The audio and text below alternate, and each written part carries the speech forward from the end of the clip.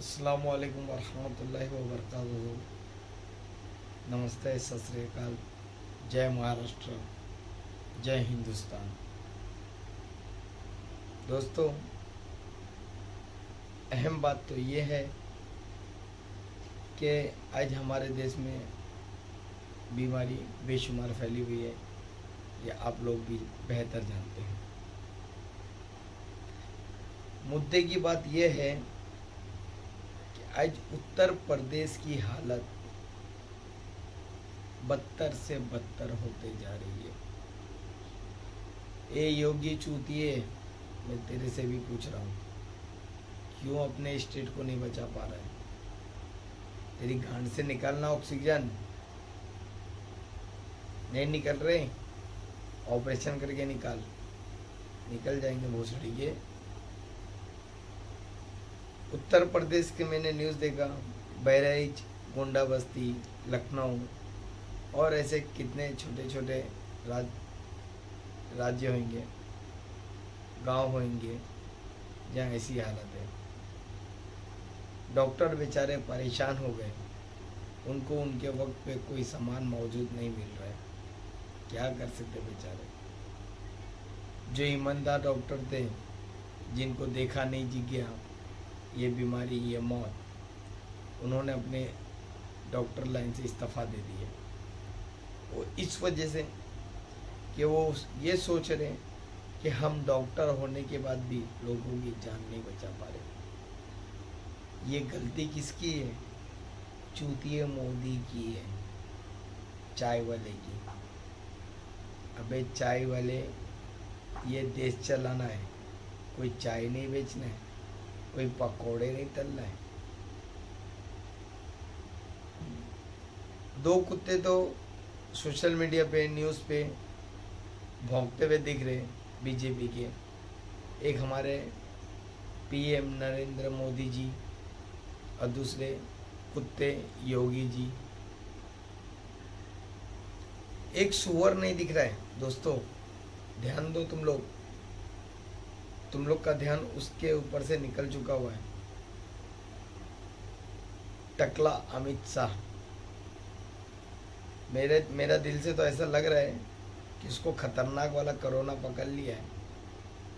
वो तो उससे भी सुअर की मौत मरेगा कोरोना की बीमारी में। टकला दिख रहा नहीं है। क्यों नहीं दिख रहा है? बहुत बकचोदी चोदते थे वे। कहाँ गई बकचोदी तुम्हारी गांड में? देश बचाने की ताकत नहीं है। वो एक रंडी बोल रही थी हमारे अरब के बारे में, हमारे सऊदी कंट्री के बारे में। हम हिंदुस्तानी हैं, नमक खाते हैं, मगर भाई जो हक है और जो सच है उसके लिए तो हम बोलेंगे। तुर्की क्यों नहीं मदद कर रही है हिंदुस्तान की? कि बहुत जिल्लत दी हिंदुस्तान के मुसलमानों को हिंदुस्तानों ने। देश आज़ादी के टाइम पे 90% मुसलमान लोग थे गांधी जी के साथ, और आज वही प्रधानमंत्री गांधी जी को उल्टा बोलता है। पूरे देश की तो तहस नहस कर दिया, पूरे देश को शमशान बना दिया। अबे सुअर मोदी, सुधर जा, सुधर जा। नहीं सुधर सकते, इस्तीफा दे दे अपने पद से। है अभी भी बहुत लोग ईमानदार जो देश को संभाल सकते हैं, और इस बीमारी को, तेरी औकात नहीं है इस बीमारी को संभालने की। इतना मैं समझ गया।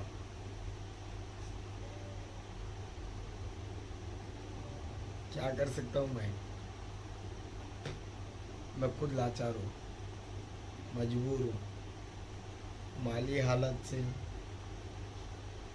पर्सनली हालत से।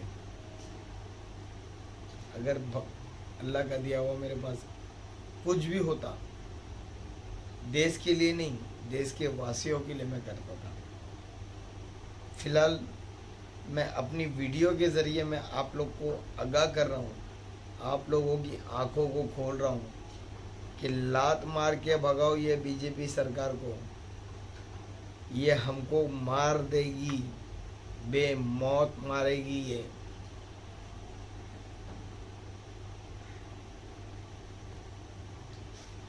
आज देश में ऑक्सीजन क्यों नहीं मिल पा रहे, क्यों नहीं आ पा रहे?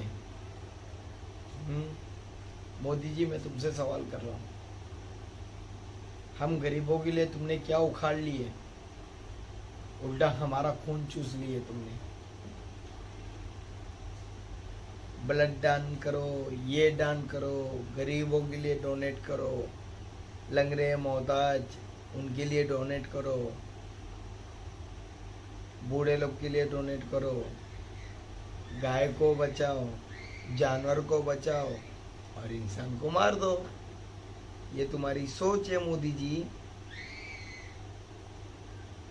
अरे अभी भी वक्त है,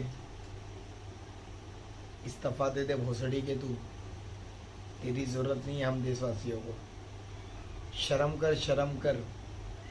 कलकत्ता में कुत्ते के जैसे तू इलेक्शन में हारा है। तू कोर्ट से अपील कर रहा है वापस से काउंटिंग करने के लिए।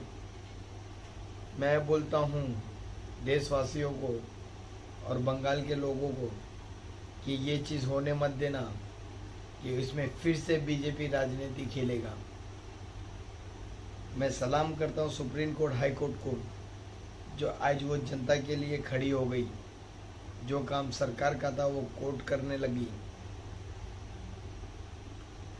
और उन पुलिस वालों को भी मैं कहता हूँ, बुरा मत मानना, मेरी बातों को दिल पे नहीं लेना। बहुत से ऐसे ऑफिसर हैं, कांस्टेबल हैं, जो अपनी ईमानदारी से अपना हक और ड्यूटी निभाते, मगर उनमें से कुछ 10% ऐसे हरामी हैं, सरकार की नमक खा रहे हैं। बोलने में सरकार की नमक है दोस्तों। मेरे हिंदुस्तान वासियों, ये हम टैक्स दे रहे हैं, नहीं भी कमा के टैक्स दे रहे हैं। हम कोई भी प्रोडक्ट खरीदते हैं ना, उस पर इंक्लूड ऑल टैक्स लिखा हुआ रहता है, उसके बाद MRP दिया जाता है। तो ये जो कुत्ते हैं ना, ये अपनी कमाई पे जी रहे हैं। अपन अगर टैक्स देना बंद कर देंगे ना, हिंदुस्तान की वो हालत होगी ना कि भिखारी से भी बदतर, जो गटर में सुअर गूं खाता है ना, वैसी हालत हो जाएगी हिंदुस्तान की। अभी भी आंख खोलो और बीजेपी की सरकार को गिराओ। मत करो लोकसभा का इंतजार कि लोकसभा इलेक्शन में हम जीतेंगे या हम लड़ेंगे। तेल लगाने गया, अब एक ही नारा लगाओ कि मोदी की कुर्सी से उसको हटाओ, उसको बोलो अपने PM पद से इस्तीफा दे, क्योंकि वो खाली बातें कर रहा है, कुछ नहीं कर रहा है। सऊदी अरबिया ऑक्सीजन भेज रही है, उसमें नया खेल क्या चालू कर रहे हैं मालूम है? जो उनका ट्रेडमार्क का लेवल है, उस पे ये अपना ट्रेडमार्क का लेवल लगा रहे हैं। अबे कमीनो, मक्कारो, गद्दारो, बीजेपी, क्यों ऐसा कर रहे हो? अबे शर्म करो, तुम्हारी वो मदद कर रहा है, फिर भी उसके साथ तुम खेल रहे हो। सऊदी का राजा अगर अपने पे आ जाएगा ना, तो तुम्हारे PM की उठा उठा के ले लेगा। उनके पास पैसे की कमी नहीं है। हमारे रब का, हमारे रसूल के सदके में अल्लाह ने उनको इतना नवाजा है कि वो नौकरी नहीं करते, वो लोगों को बुला के काम करवाते और उनको उनकी रोजी रोटी का रास्ता बनवाते। रंडी क्या बोल रही थी वो कि तुम सऊदी में जाते हो, संडास साफ करते हो, झाड़ू पोछा करते हो। अरे कभी तूने तेरे कौम वाले के बारे में देखी है? उनका तो उससे भी बदतर हालत होता है। वो क्यों मालूम है? कि सऊदी का कानून बहुत खतरनाक कानून है। मैं तो बोलता हूँ वो सऊदी का कानून हिंदुस्तान में लागू कर देना चाहिए। देखो ये दल्ले लोग कैसे सुधरते हैं। बड़े बड़े लोगों को सपोर्ट हो रहा है, हर काम हो रहा है, और गरीबों को मारा जा रहा है। क्यों? बेचारा अपनी माँ का डेथ सर्टिफिकेट दिखा रहा है वीडियो बना के, और उसकी माँ जिंदी है। क्या कर सकता वो? ऑक्सीजन नहीं मिल रहा, वैक्सीन नहीं मिल रही, दवा नहीं मिल रही। दोस्तों अहम बात, सबसे अहम बात, इस पे आप लोग गौर करना, सोचना दिल और दिमाग दोनों से। कोरोना की महामारी चल रही है, इस बात को मैं मानता हूँ 101%। मगर कोरोना की महामारी की बीमारी की वजह से कम लोग मर रहे हैं। ज़्यादातर लोग जो आज अपने हिंदुस्तान में जो मर रहे हैं ना, वो अपनी पर्सनली बीमारी की वजह से। कोई हार्ट का पेशेंट है, कोई अस्थमा का पेशेंट है, किसी को धूल मिट्टी की एलर्जी है, कोई कैंसर की बीमारी में परेशान है। इनका ट्रीटमेंट नहीं किया जा रहा है, इनको साइड में रख के कोरोना के पीछे दौड़ रहे लोग। मैं तो बोलता हूँ कि सबके साथ करो तुम,